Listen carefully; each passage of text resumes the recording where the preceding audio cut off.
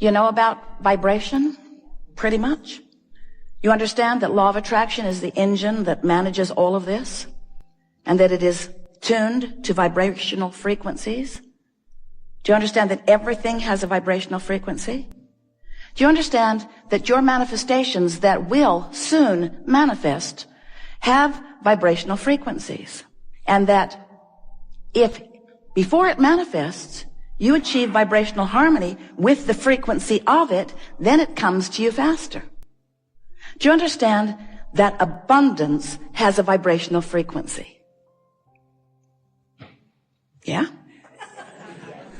And can you imagine what it feels like? What would the vibrational frequency of abundance feel like if you were going to put words to it? It would feel like ease. It would feel like freedom to choose, certainly. It would feel like eagerness. It would feel like clarity. The vibration of abundance feels like fresh air. It feels like clear path. It feels unlimited. It feels always flowing. It feels abundant, abundant, abundant, meaning never ending, always flowing. It doesn't feel pinched off, and it doesn't feel like jealousy, and it doesn't feel like worry, and it doesn't feel like fear. It feels like fun. It feels like sureness. It feels like certainty. So let's say that you're standing in a what-isness of less abundance than you want.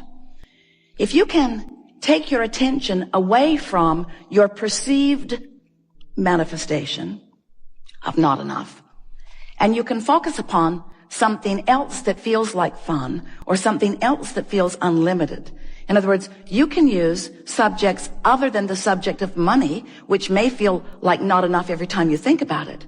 You can focus upon other things that feel like fun, that feel unlimited, that feel like clarity, that feel like fresh air.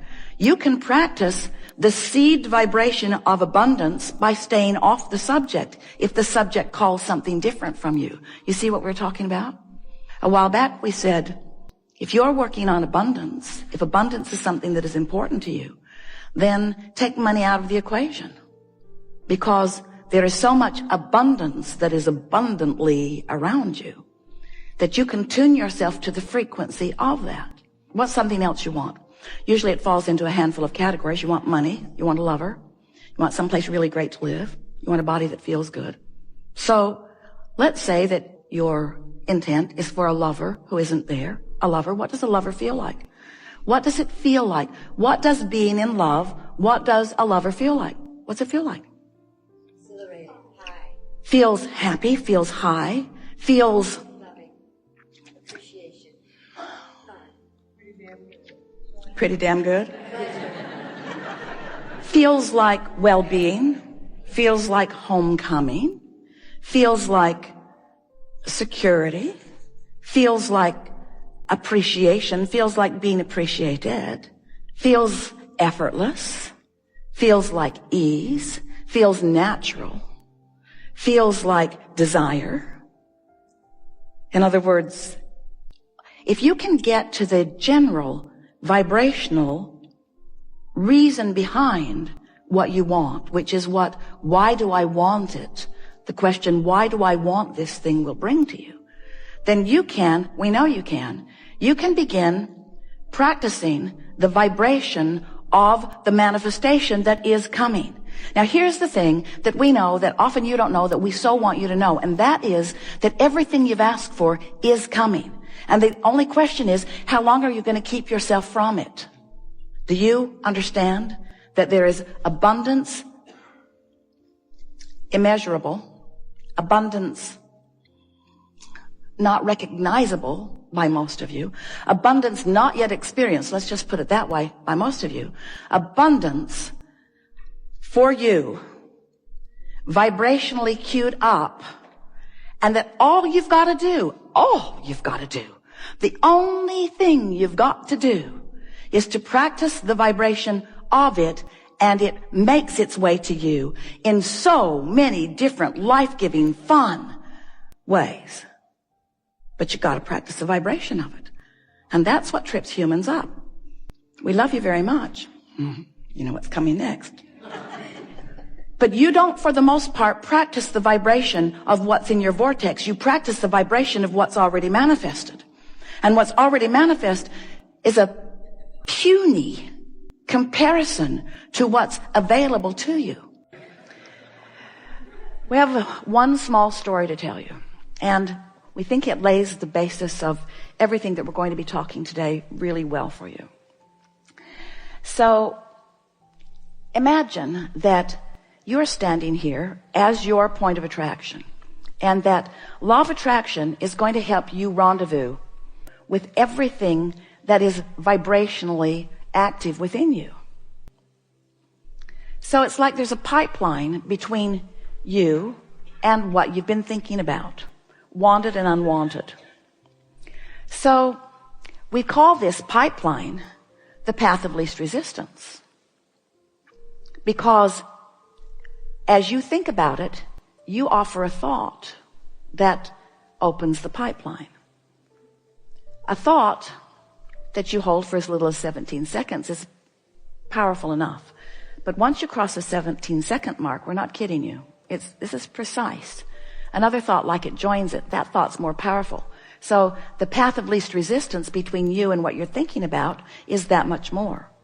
By the time you hold it for another 17 and then another 17, so you cross the 68-second mark, that path of least resistance is significant enough that there is going to be some demonstration to you if you're aware.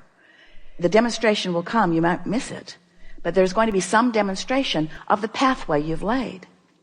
So Esther has some beautiful water features in Texas. It's at the Abraham-Hicks Center, and there's a headwater and a little stream, and it comes down some rapids and falls into a bigger pond. And the stream was getting cloudy, and so it was finally determined, after trying a lot of different things, that the pipes that were putting the water back in, first pipes take it into the filter filters it and aerates it and puts it back into the stream, and those coming back in pipes were clogged. So the stream was cloudy, couldn't see the fish. So they just laid some new pipes, didn't dig the old ones up, they were buried really deep, just laid some new pipes, didn't bury them quite as deep. And now the pond is clear again. So we began saying to our friends, you friends, you may have some clogged pipes.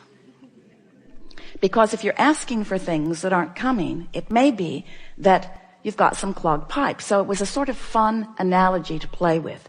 Let's get those pipes open. And the better you feel, the more your pipes are open. But then later, the analogy began to evolve.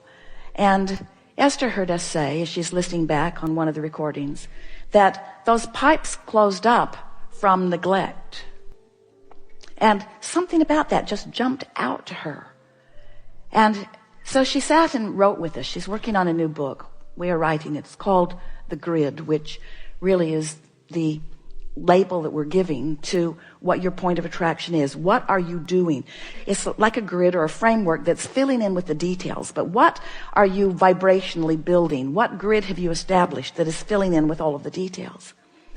And so, as Esther is thinking about these pipes that have clogged up with neglect, we said to her, there are things that you've opened a path of least resistance to that you don't want to rendezvous with.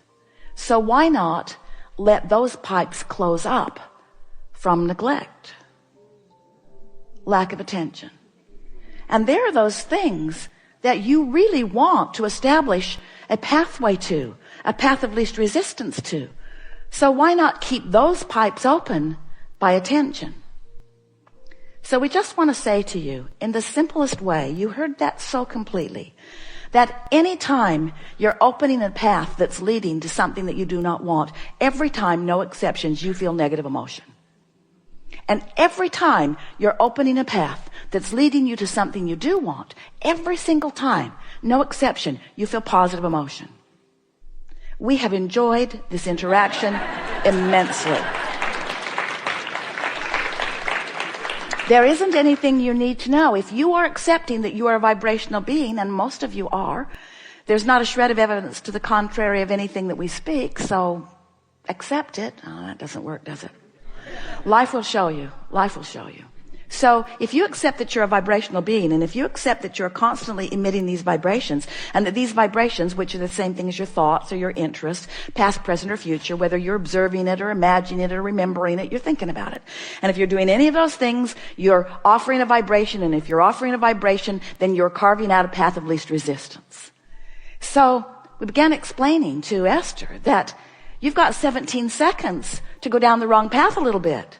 You've got 17 seconds before that momentum gets going, or before you reinitiate it again today, because you know what? And this is the most important thing. The paths that you've carved out before are irrelevant today. They're just easier to carve out today if you've carved them out before. But they're really irrelevant. In other words, it's today where all of your power is. So it's your propensity to lean in a direction of wanted or unwanted. It's your propensity to feel negative or positive. It's your propensity. Your mood is a propensity. It's not something that's stuck in your vibrational craw. It's not something that has been memorized that you can't get around. You are free to reset the button anytime. So Esther was talking to a friend the other day, and she said, I have something to tell you, but I only have 17 seconds to do it in.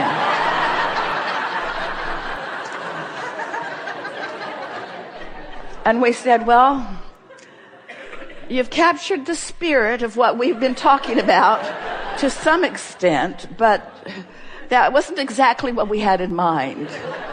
Because we think if you're wise enough to know you're headed down the wrong path, you're wise enough to keep your mouth shut. We mean that in the most loving way. In other words, if you don't talk about it, you're going to shorten the path, or just let it clog up from neglect. Best conversation we've had so far about deliberate creation. And best conversation we've had so far, and by conversation we mean it because we're getting the feedback from you as we move along.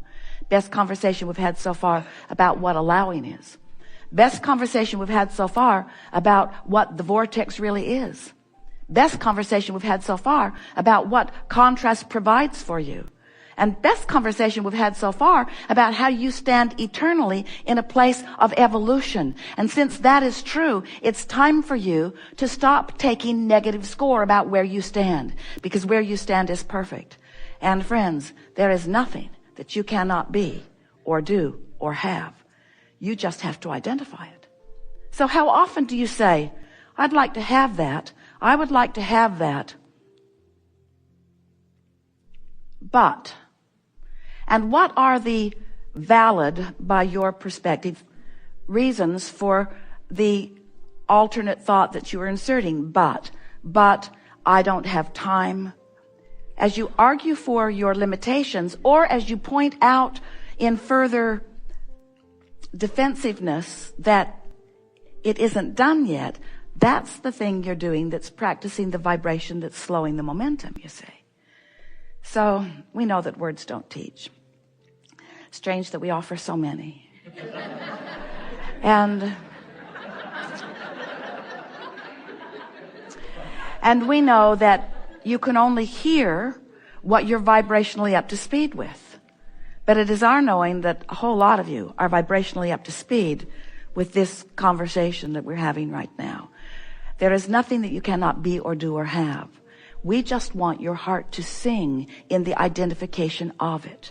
Because when you are joyously identifying something that you desire, that means that you are vibrationally in the vicinity of it. And that means the fulfillment of it in terms of seeing it and hearing it and smelling it and tasting it and touching it is going to be way fun for you. When we say to you, you're not ever going to get it done, does it make you feel tired? Or does it make you feel eager? Jerry and Esther had a friend years ago who would say to people who were complaining about being tired, don't worry, honey, you can rest in heaven. And Esther would think, I really don't think that's right. I don't get the sense that that's what's going on in that non-physical realm. I think there's a whole lot of eagerness going. When you strike the right vibrational pose with yourself, you are then the receiver.